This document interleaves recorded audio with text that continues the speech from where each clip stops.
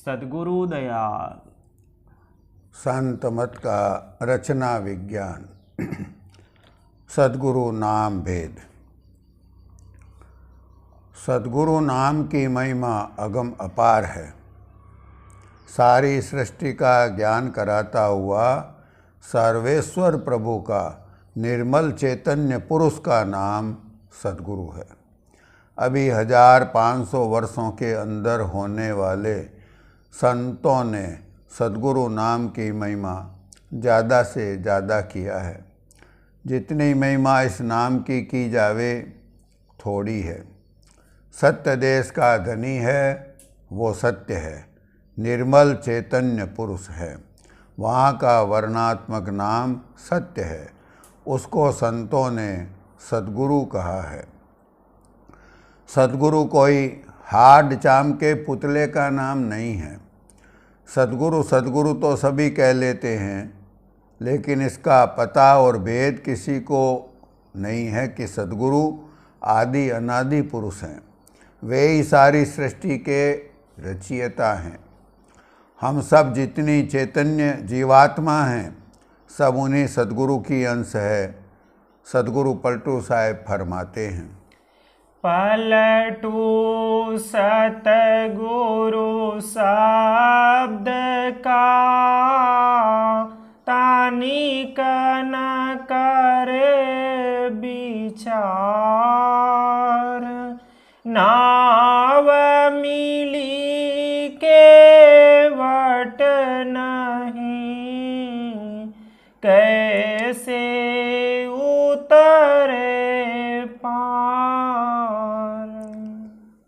यानी कोई सद्गुरु शब्द का जरा भी विचार नहीं करता, लेकिन इसका भेद कोई भेदी गुरु मिले तो बतावें। सद्गुरु कहा है क्योंकि यह सद्गुरु शब्द सारी सृष्टि का ज्ञान कराते हुए सब सृष्टि के धनी का है। कैसे? यह इस नाम के अर्थ से जाहिर है।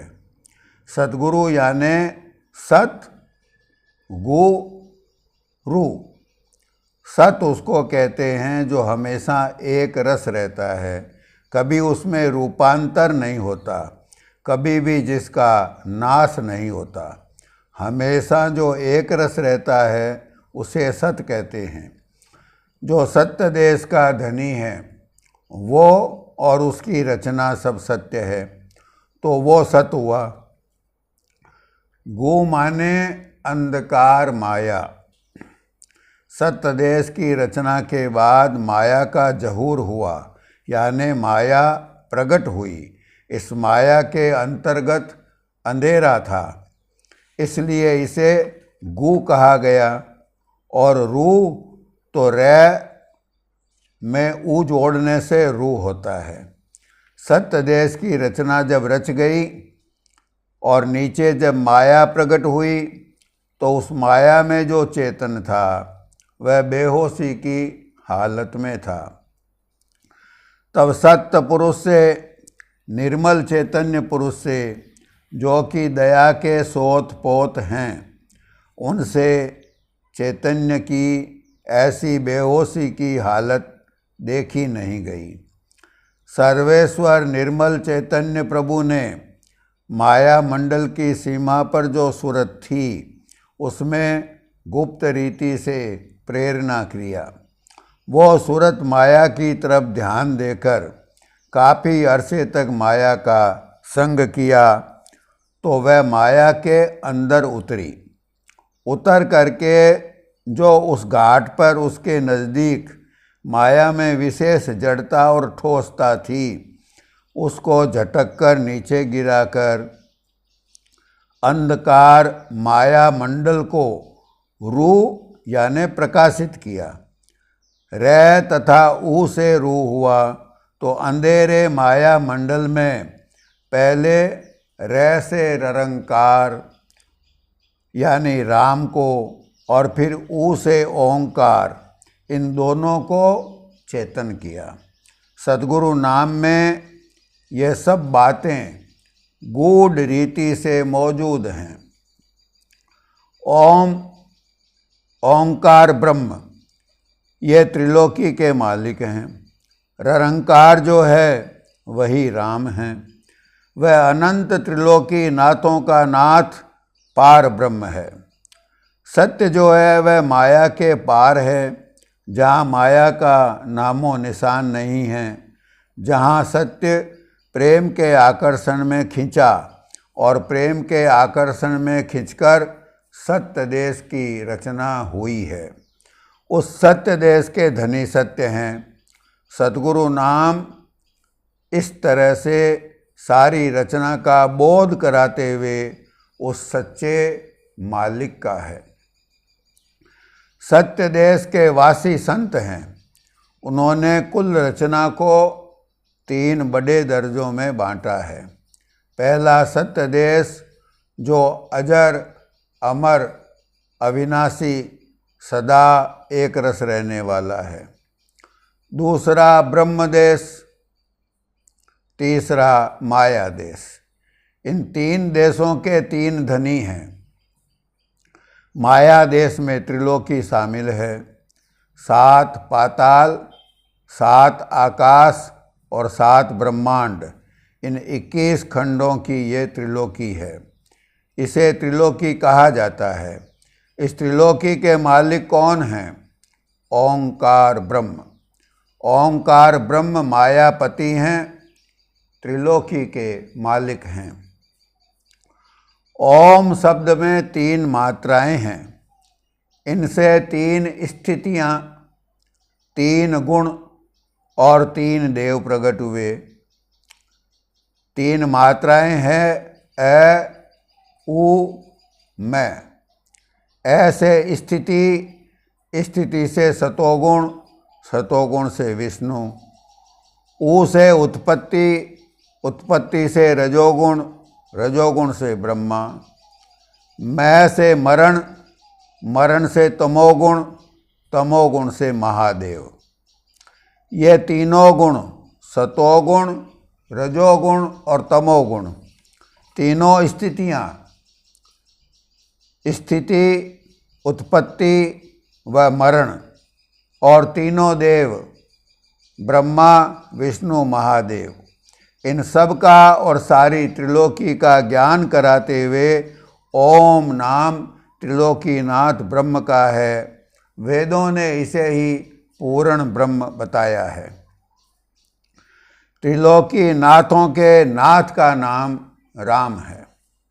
अनंत त्रिलोकियां हैं और इन सब पर हुकूमत करने वाले पार ब्रह्म परमात्मा का नाम राम है। राम नाम त्रिलोकियों और त्रिलोकी नाथों का ज्ञान कराता है। कैसे? यह राम नाम से ही सिद्ध है। राम शुद्ध उच्चारण जब किया जाता है तो होता है राम। रा को शून्य शिखर पर बताया गया है। कहा गया है कि रा यानी ररंकार शब्द शून्य शिखर पर गाज रहा है। रा शब्द के आगे आ का उच्चारण होता है, रा। इससे नासिक यानी नाक से उच्चारित किया जाने वाला स्वर बनता है और अर्ध मात्रा बनती है। रा अर्ध मात्रा बनी। वही अर्ध मात्रा यानी ऊपर जाकर नीचे को गिरना और एक से अनेक रूप धारण करना। जैसे फव्वारे की धारा, जैसे फव्वारे की धारा तो अर्ध मात्रा शब्द की धार ररंकार पद से शून्य शिखर पर उतरी और उतर करके नीचे आकर के यह मैं यानी मकार माया का रूप है। इस मकार माया से मिलकर के अनंत रूप धारण करी। राम नासिक के बाद मैं मकार आता है। यह मकार माया है। माया से मिलकर वही चैतन्य धार जो ररंकार से प्रकट हुई, वह धारा अर्धमात्रा होकर उतरी और माया से मिलकर अनंत रूप धारण करी। ये अनंत ओंकार हुए, तो इसलिए राम में ओम आ गया। ओम राम यानी ओंकार के सहित राम नाम है। जब शुद्ध उच्चारण किए रा, तो राम में ओम का उच्चारण आ जाता है। शुद्ध उच्चारण करने पर राम में ओम शामिल है।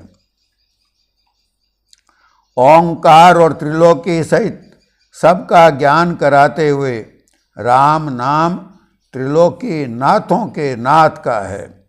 ब्रह्म और पार ब्रह्म यानी माया देश और ब्रह्म देश के धनियों के ये नाम हुए। इसी प्रकार सत्य देश के धनी का नाम सतगुरु हुआ। सत्य देश के धनी का नाम सत्य है। उसके नीचे अंधकार माया देश में सुरत उतरी, तो गु यानी अंधकार माया को झटक कर नीचे गिराई, और रे और उ इनको जोड़ने से रू हुआ, तो रे से ररंकार को प्रकाशित किया और ररंकार का मंडल बांधा। ररंकार का मंडल बांध करके फिर वो सूरत की धारा नीचे उतरी, तो अर्ध मात्रा होकर उतरी और मकार माया से मिलकर के अनंत रूप धारण करी। यही अनंत ओंकार हुए। तो सद्गुरु नाम में रे ररंकार और उ ओंकार यानी ररंकार और ओंकार दोनों आ गए। जैसे ओम में सब त्रिलोकी मौजूद है, अकार उकार मकार तीनों मात्राएं, तीनों गुण, तीनों स्थितियां और तीनों देव ओंकार शब्द में मौजूद है। इसी तरह सद्गुरु नाम सारी सृष्टि का ज्ञान कराते हुए सब सृष्टि के धनी का है। सद्गुरु राम और ओम ये तीनों देशों के धनियों के वर्णात्मक नाम हैं। पार ब्रह्म पुनि रचना ठानी, ररंकार धारा प्रगटानी। इस धारा का मंडल भारी, कहाँ कहूँ अगणित विस्तारी। या का कोई अंत न पाया, व्यास वशिष्ठ कृष्ण राम समाया। अर्ध मात्रा हो यसो उतरी, अनंत रूप धारण वह करी। सोई ब्रह्म ओंकार कहाया, अनगिनतिन कुछ पार न पाया। पूर्ण ब्रह्म वेद यही गाया, ऋषि मुनि कोई अंत न पाया। हम भक्ति के लिए सब भाई बहनों को समझा रहे हैं कि ओम में ब्रह्मा विष्णु महादेव और सतोगुण रजोगुण तमोगुण ये तीनों आ गए। जिसने ओंकार की भक्ति किया उसको त्रिदेव की भक्ति की कोई ज़रूरत नहीं, त्रिदेव ओंकार में आ गए। इसी तरह जिसने राम नाम की भक्ति किया उसमें ओम भी आ जाता है, राम में ओम आ गया। जिसने सतगुरु की भक्ति किया उसमें राम और ओम दोनों आ गए। सतगुरु आदि पुरुष हैं, सतगुरु में राम और ओम दोनों ही आ गए। इसीलिए सतगुरु कबीर साहब जी ने फरमाया है, एक साध सब साध, सब साध सब जाय। जो गई सींचे मूल को, फूले फले अघाय। आप पेड़ की जड़ में पानी देंगे तो डाली पत्ते सब हरे रहेंगे, और पत्ते पत्ते पर पानी डालेंगे तो पेड़ सूख जाएगा। प्रेम का इजहार, प्रेमी व प्रीतम की रचना। एक भाई का प्रश्न है कि प्रेमी और प्रीतम के बिना प्रेम आया कहाँ से, क्योंकि संत मत में प्रेम को अनादि बताया है और प्रेमी और प्रीतम यानी सूरत व शब्द बाद में प्रकट हुए हैं। तो जब प्रेमी और प्रीतम होंगे तभी तो प्रेम होगा। उत्तर, यह ख्याल बुद्धि का है। बुद्धि की वहाँ गम यानी पहुँच नहीं है। अब इसको समझाते हैं। एक उदाहरण लेते हैं। जब कारखाने में इंजन चलता है तो एक पट्टा और चक्का होता है। पट्टे और चक्के से वो शक्ति अपना इजहार करती है, तब सारी मील यानी फैक्ट्री की मशीनें चलने लग जाती है। अब सोचिए कि क्या पट्टे और चक्के ने उस शक्ति को पैदा किया है, या पट्टे और चक्के से उस शक्ति का केवल इजहार या प्रकटीकरण और विस्तार होता है। जबकि पट्टे व चक्के पर आने के पहले भी शायद उस शक्ति का अस्तित्व था। अब आप ही सोचकर बताएं। पूरी रचना नकल की नकल होती चली आई है, तो उस आदि सृष्टि रचना की नकल यहाँ मौजूद है। उसी का उदाहरण देकर समझा रहे हैं। यहाँ इस उदाहरण में पट्टे और चक्के से शक्ति का इजहार हुआ है, लेकिन उसके पहले यानी पट्टे और चक्के के चलने के पहले शक्ति मौजूद थी। वो शक्ति कहाँ थी? वो शक्ति आकाश में मौजूद थी।